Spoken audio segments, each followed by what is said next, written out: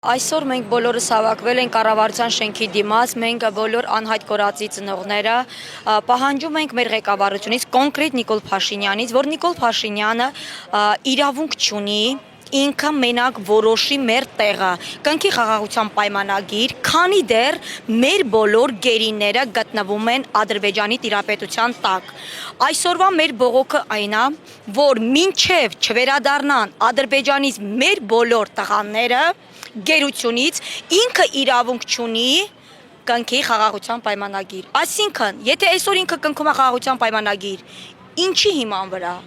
ինչ է դրա, ասենք դրա տեղը, ինչ է ինքը պահանջում, ինչ է ինքը Ադրբեջանից ուզում, որ ինքը հիմա կնքում է խաղաղության պայմանագիր։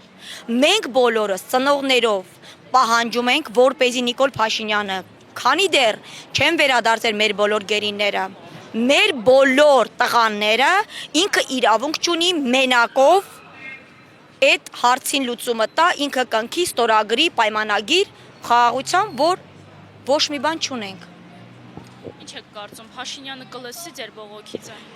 Ես չեմ կարծում ինքը լսի, քանի որ ինքը մի հատ հոգեկան հիվանդ է, ինքը ոչ մեկին չի լսում, բայց մենք այստեղ կառավարության շենքի դիմաց բոլոր ծնողներով չենք